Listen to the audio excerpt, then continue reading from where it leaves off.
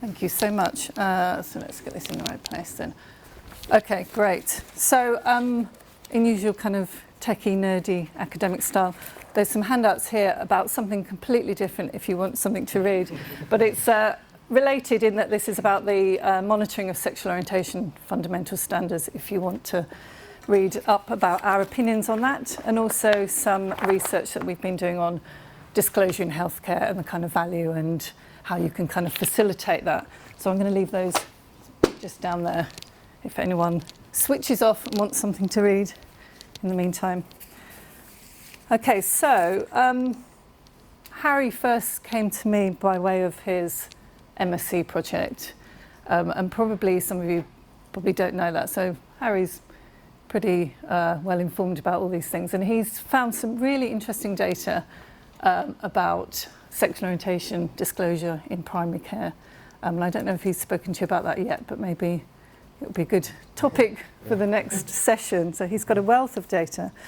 And it's really lovely to see the students kind of capitalising on this subject at the moment and really kind of pushing it forward and driving it really, because I think that's what we all need really, is a bit of a kind of push to kind of get all this stuff together. So before I talk a little bit about the research that we've been doing, some more student work, and also how our curriculum is moving forward, I just wanted to take you back a few years and just kind of build up a bit of a picture about how we've kind of got to where we've got to really. In 2017, we designed a student-selected component, so an SSC. And I don't know if all of you know what this consists of, but it's an 8-week module that the students can choose, and they're about anything. They can be about photography or art or poetry or anything medical. They're kind of a broad range. They're completely elective. They have to do them, but they can choose out of a wide range. And we ran one in the second year and the third year on, the title was Lesbian, Gay, Bisexual, Trans Patients in a Straight World, Meeting the Healthcare Needs of Marginalised Groups. And we thought this would be a good thing to do. Students wanted to find out more information, and we ran this. We ran 3 in a year. The sessions were really well received, but we were getting kind of feedback that actually these things should be integral to the curriculum. They should be mandatory. All the students should be getting this information. And we were kind of speaking to the converted, really, the students that were coming who were interested in learning about this, knew quite a lot about this information anyway. So this is kind of where we had this idea of putting in some student projects to find out exactly what other students thought about this, whether they felt as if they had adequate kind of training and preparation for treating a wide range of their different patients. So let's go back to a recent report by Stonewall. As Harry kind of indicated, a recent Stonewall report in 2018 found that LGBT people reported facing discriminatory attitudes, inappropriate curiosity about sexual orientation or gender identity. People had a lack of awareness about issues that LGBT people were facing when accessing healthcare.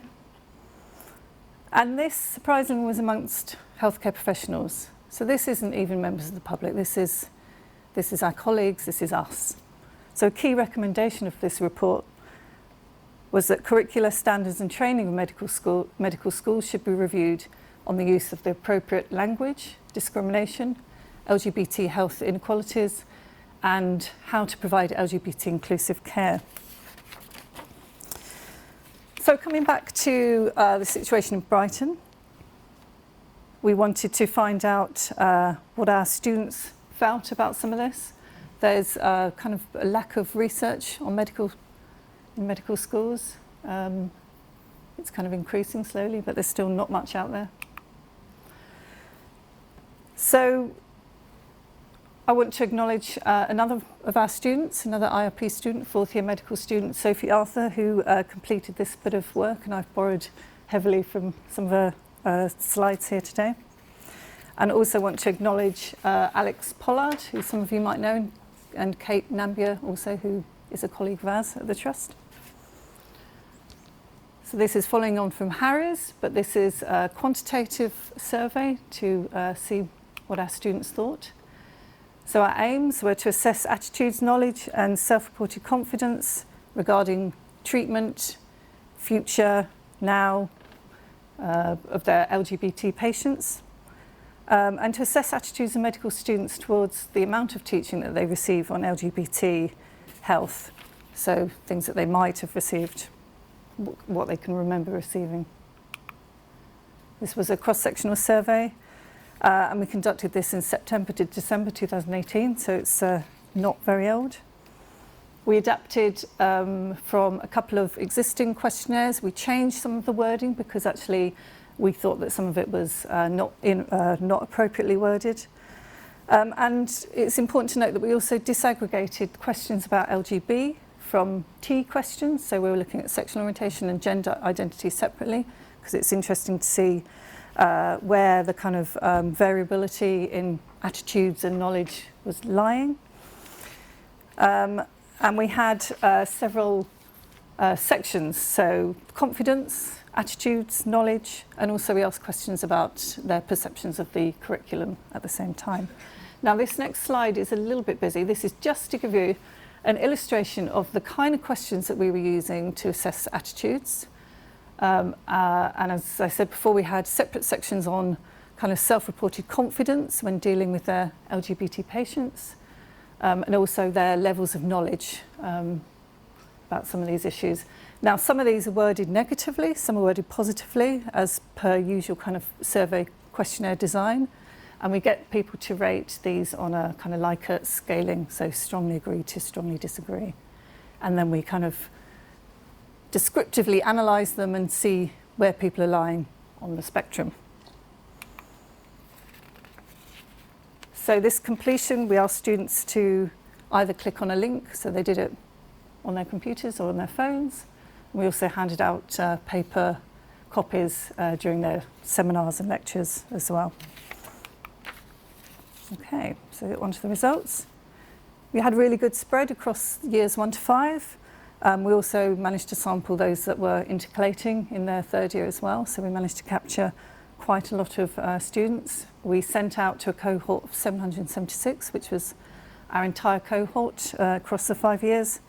We had 292 returned, which is a fair uptake rate. And in terms of sexuality of our participants, we had 80% reporting being heterosexual, 5.5% were gay, and 11.5% reported being bisexual, with 3% reporting either asexual or another orientation. And also regards religion, we had quite a nice spread as well. So 56% reported no particular religion, with good representation across Christian, Muslim, Hindu, Sikh, Buddhist, Jewish and other religions as well. We have quite a varied student intake. So what did we find? So we found that attitudes towards LGBT patients were positive, which is good. We should expect that. But knowledge and awareness and confidence to respect to kind of caring for their future patients was quite variable. Confidence discussing sexual orientation with the patient significantly increased with year of study. So as they kind of went through the medical school, their confidence increased. But we found that their confidence with respect to talking about gender identity didn't change at all across the 5 years. They were generally pretty unconfident about talking to patients about those kind of aspects.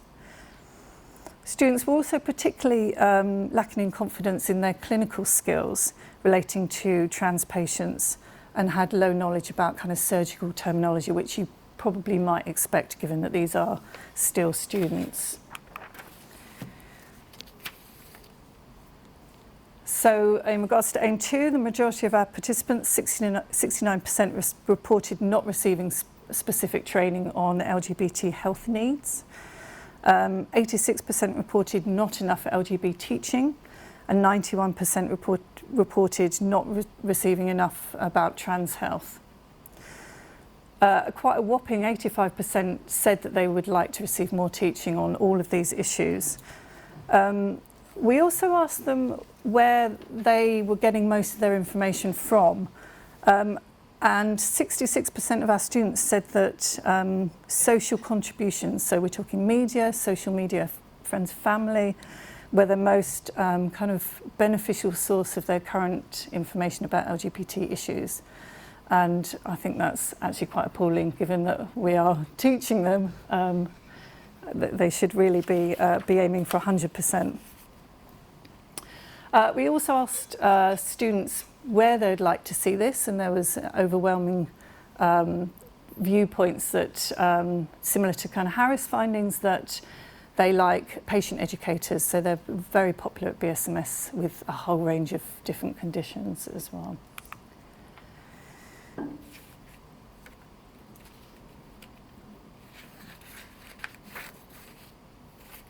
So 69% believed that they hadn't received any specific LGBT training in their curriculum. Again, whether this is true or not, this is a perception that they're not receiving much training, and this is something that obviously needs to be addressed. And we asked students how this could be improved. And there was definitely a clear preference for more teaching to support enhancing our curriculum, and obviously this was last year before our kind of curriculum changes came into force. So as Harry said, the majority wanted teaching spread throughout the curriculum as opposed to kind of confined units, and we were very clear that actually we should be disaggregating this from sexual health, and talks about HIV as well. The most useful learning experiences would be clinical skills training and talks from members of the public, and obviously showing a very clear preference for more kind of interactive elements of curriculum redesign. There's a paper by Solotke which formulates tips for including sexual and gender identity within medical schools. It's quite a recent paper, and it does suggest that content should be spread equally across curriculum and also kind of trickle-fed across the years 1 to 5 as well. But it also advises that we should be considering our students as kind of empowering them to be allies, so that students feel that they have a responsibility to be involved in people's care and to kind of take responsibility and take ownership of that. And I think an interactive learning environment would kind of help to do this, which is something that we're obviously trying to include now. Okay, so alongside these activities, we were also submitting written evidence to the Women and Inequalities Committee at the House of Commons. I'm sure most of you know that they've had a recent health and social care and LGBT communities inquiry out. And we've also given some oral evidence at this as well. And I also know that Nigel and Letitia's team at the University of Brighton and also the Sussex Partnership NHS Trust also had evidence accepted as part of this call. So I think locally we are in a really good place to start putting out some good practice. The report highlighted that LGBT people need to be treated equally but not identically to other groups, that too few healthcare providers are actively thinking about LGBT people when they're planning services, and also that senior leaders are not doing enough to ensure that LGBT inclusion is hardwired into commissioning strategies. So obviously these are things that we ought to be thinking about. The report also suggested that although few people set out to actively kind of discriminate, the training currently sets out a message that sexual and gender orientation are not relevant to providing a very patient and person-centred care framework. So I think this report should be a clarion call to the health and our social care sectors to take up this work and further it, which hopefully events like this will help us to do. So I realised my talk was meant to be about what we're doing in the curriculum, and I've kind of hopefully given you a flavour of how we've kind of got to this situation. So where are we up to with our changes? So it's also worth noting that we've had really good buy-in from the top of our medical school. They think these issues are relevant and should be mandatory and should be given across all of our students to give them the opportunity for learning. The new content sits within a broader programme of work, and I'm really pleased that Duncan's here. So this is Duncan Shrewsbury and other members of his team who are actually delivering this content. So you can send all your questions over that way. But this work is delivered over a number of weeks within the clinical and community practice strands. It's placed at the moment in the preclinical years, so modules 101 and 201, so the first and second years for our medical students.